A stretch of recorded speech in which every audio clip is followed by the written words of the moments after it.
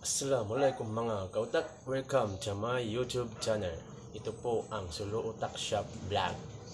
Kung bago pa lang kayo sa aking channel, please subscribe at paklik na rin ang notification bell para updated kayo sa mga bago nating video. Sa una natin ngayong video ay pakikilala ko muna sa iyo at introduce yung mga gagamitan natin at kailangan para sa mga bandayan, paggawa ng mga itak, mga importanteng gamit para sa paggawa ng itak.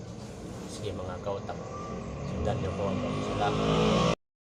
Ito mga kautak, punta tayo sa aming paggawaan. Medyo may kalayo-layuan lang ng konti sa aming bahay. Pero malapit din naman sa mga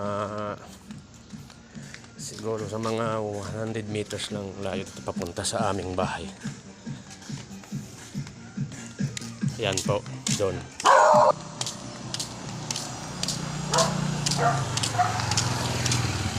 Yan, malapit na tayo. Yan po, dito na tayo.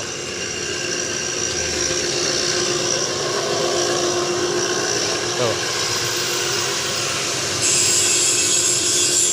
Yan. Ito po ang kasama ko na Hammer Boy.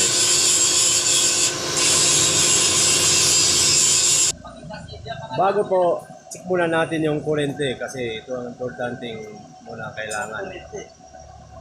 Yan mga blade ng tawag sa amin ito, bato grind, blade grinder,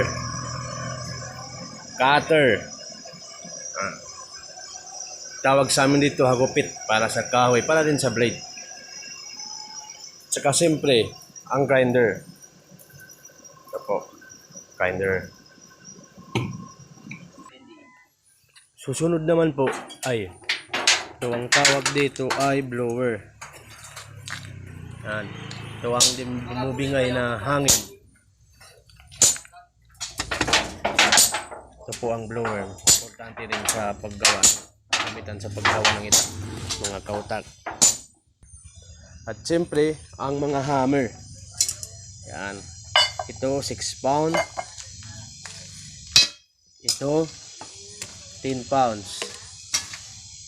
Ito 6 pound din. Isa. Yan, hammer.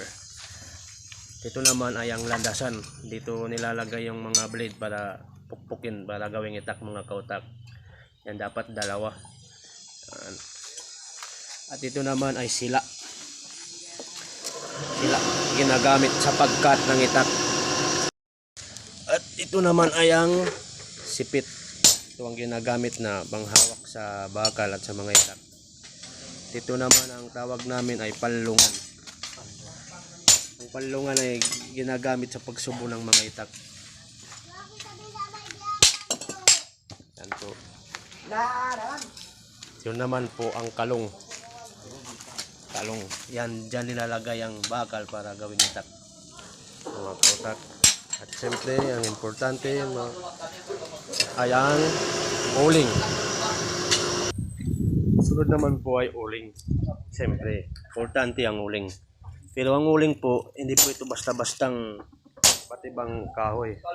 Stick tape po ang paggawa ng uling. Ang uling ay ginagawa ay ang jati.